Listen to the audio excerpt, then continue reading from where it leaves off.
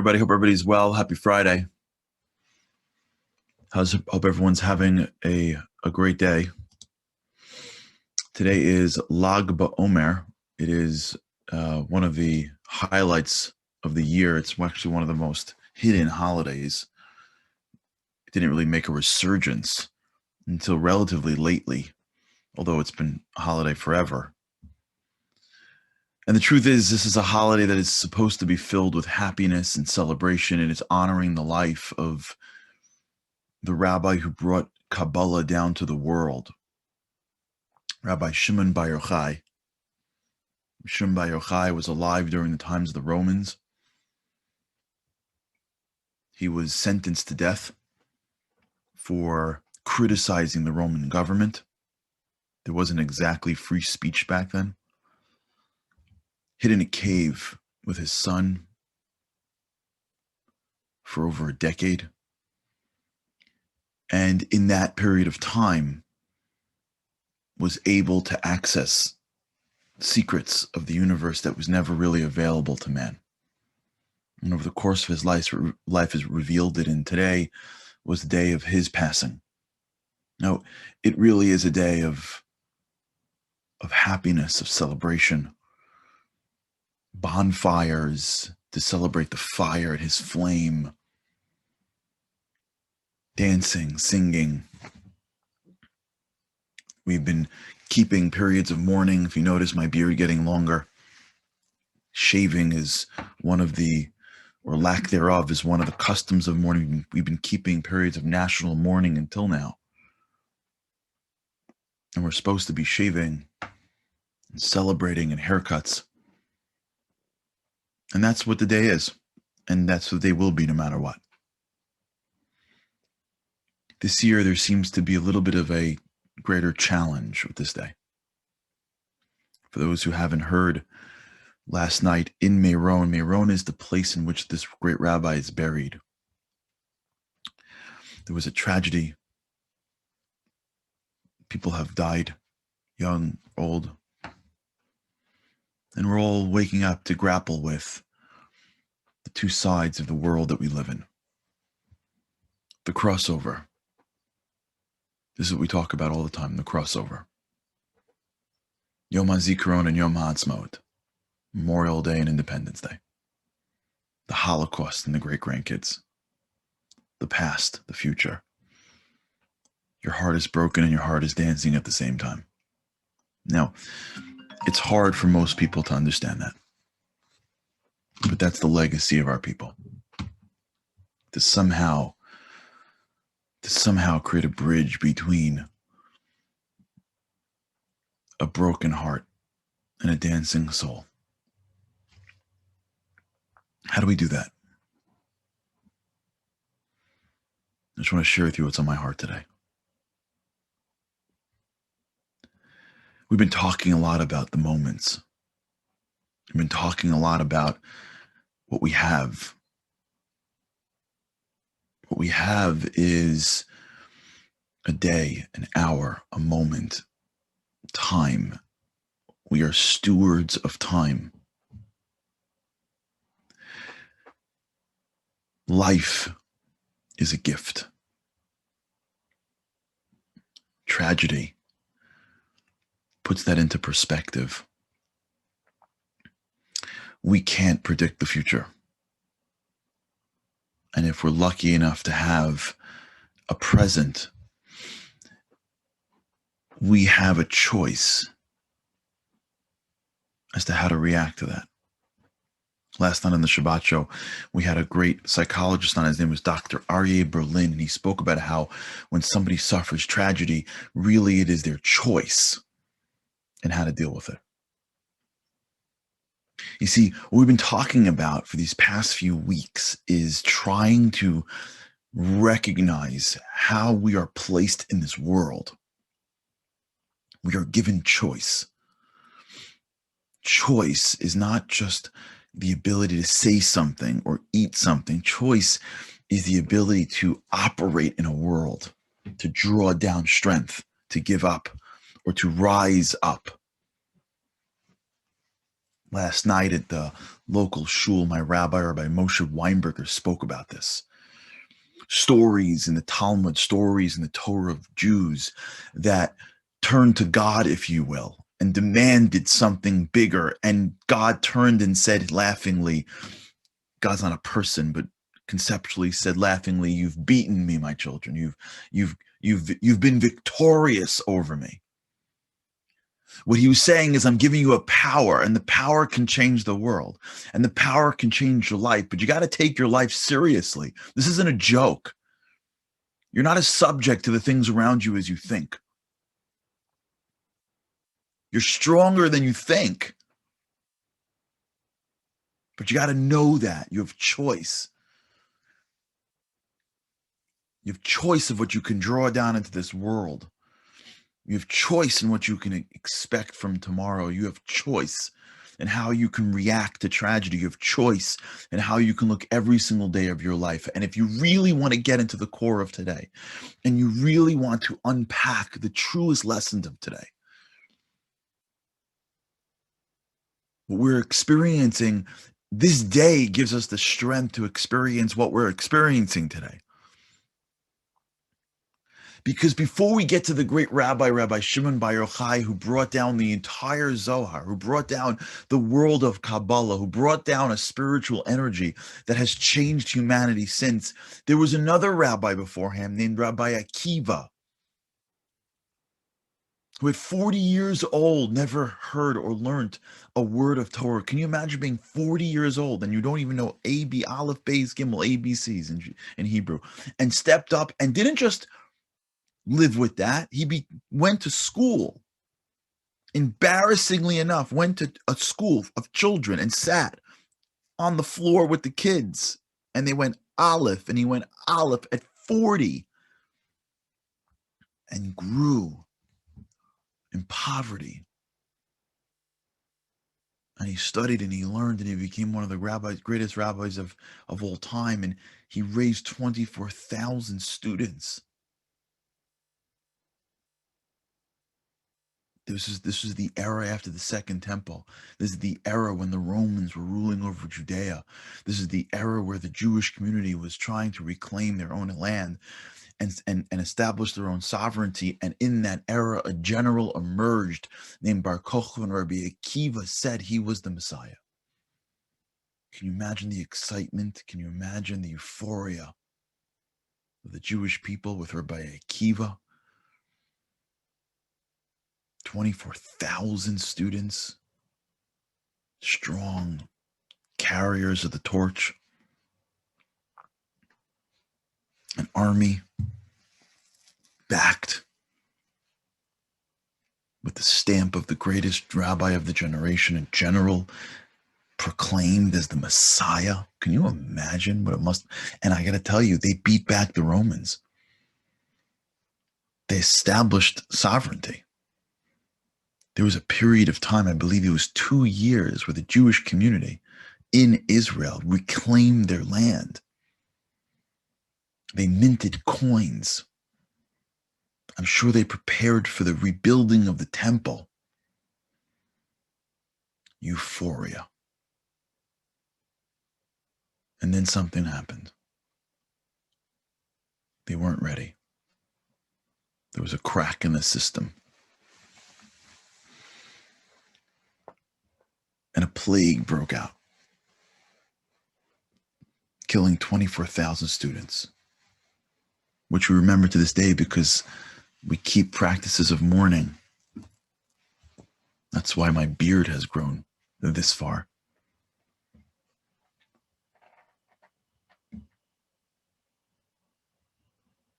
And just when that wasn't enough, the army went up against the Romans. The Romans brought back their generals from the rest of the world because they knew that Judea would be a very hard rebellion to crush. And there was a breakage in the army, and the spiritual armor was exposed. And they had a battle in a place called Beitar, and they lost. And as the Traditions that we have teach us the blood was so high that it rose to the nostrils of the horses of the Roman soldiers. It was a tragedy even greater in many ways than the destruction of our temple. And the man in the middle is Rabbi Akiva. Can you imagine the heartbreak? Can you imagine one man? For those who watched the show last night, you know where I'm going.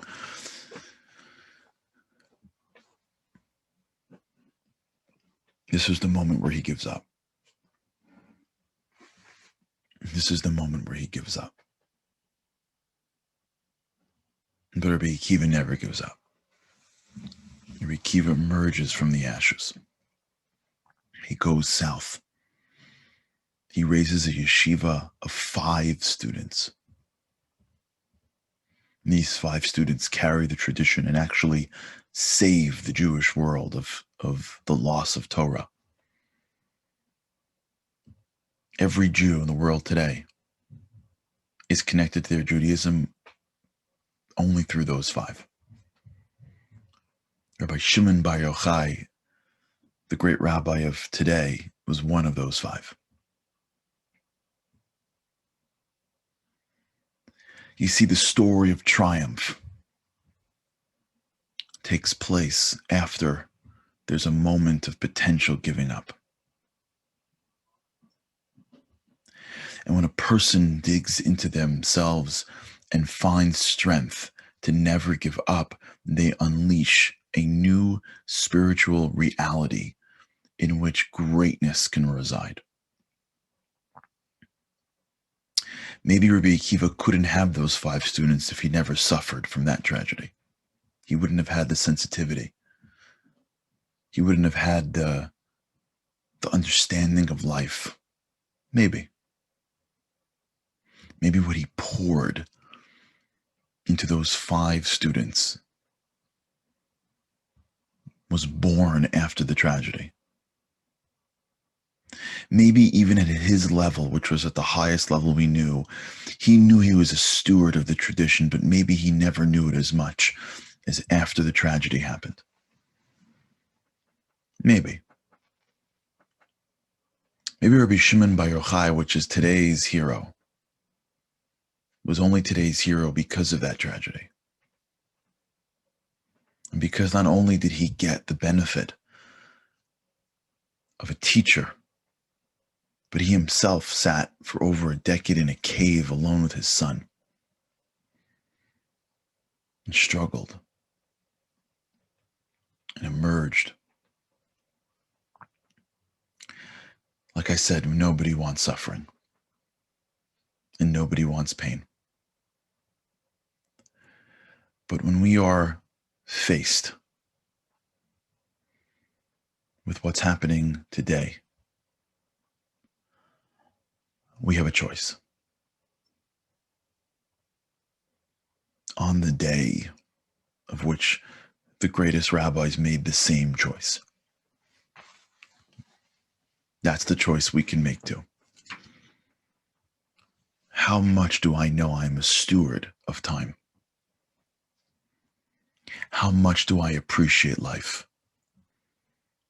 How much joy do I suck out of every moment? Am I really going to allow the pettiness to control my mind? Am I really going to allow days to pass by without pushing myself? Rabbi Akiva didn't, because he understood the lesson. We don't live in the world of souls. We don't know how it works. We live in a very myopic world. We only know a few years. We only know what we can see and touch, taste and smell. We don't run this world. The whole why is just a futile exercise in trying to be more like God. But we could ask how. How do I emerge stronger? How do I honor those that aren't here today? How do I understand my responsibility to this universe if I'm standing this morning? What have I pushed off that I will no longer in their memory? What do I now understand that I didn't because I was drunk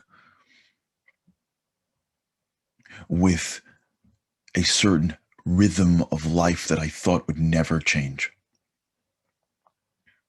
What can I do now that I couldn't do yesterday? Because the sacrifice of individuals have brought out a piece of me that needs to be stronger, more sensitive, more courageous than it was yesterday. That's how we emerge. That's how Israel is born from the Holocaust. That's how the Jewish community survives every single generation. It looks at tragedy and emerges a little bit stronger. That's this day. That's not what I intended this day to be, but that's what this day is. That's what Lag BaOmer is really about. It's really about the emergence from challenge. It's really about individuals who see the world and are able to dig into a place that's even deeper than they thought they could have possibly gone to. It's born from people that never take anything for granted. I was in Meron. I was there on Lag BaOmer when I was a kid. Everyone I know was there. Always. This has always happened. But today, something changed. Everybody knows somebody that was either there or, God forbid, worse. Because life is precious, and we don't know what tomorrow brings. But we have today. And if you're given the gift of today, the way you honor those that don't have that gift is you dig into a place and you make that day the best day it can be. That's how it works. That's what Lag BaOmer is about. It's about Rabbi Akiva standing up and saying, I'm still here. I'm over 100. I don't have the energy to start this again. I'm overwhelmed with tragedy, he's saying to himself, but I have no choice. I got another day. Rabbi Shimon Bar Yochai sitting in his cave and turning to his son and saying, we have no choice. Let's make it the best day we can be. When will we get out, Dad? I don't know. But today we got a day. Lag BaOmer is the day of strength. Lag BaOmer is the day of resilience. Nobody thought we would need it, but we need it. And we have a choice now. If you're hearing this, you're hearing this because you have a choice, no matter when you hear it. You have a choice. How much do you see yourself as a steward of time? Will you allow another day to pass, assuming that the next one will come just the same? Will you wake up in the morning, open your eyes and go, I got a day. I got a day. I got a day. Because I got to tell you, a lot of people right now that wish that they or their loved ones would have that day. And if we just appreciate a little bit more what we have, we're going to honor them. We're going to honor them. Can you imagine what you will do for their souls? If because of this tragedy, you and I, just 1 degree more, appreciate the day for them forever. It's in us. Rabbi Akiva showed us. Rabbi Shimon Bar Yochai showed us. But it's on us now. God should help us. Give us a life of happiness. Protect us from pain. And my blessing to us is that we should hear the messages. Wait no longer. Honor those that fell by living a deeper, more meaningful life. All right. Have a great weekend. Shabbat shalom. May we only know good things. May the memories of those be blessed. May the families of those that are suffering have true comfort. May we know no more tragedy in the world. Shabbat shalom.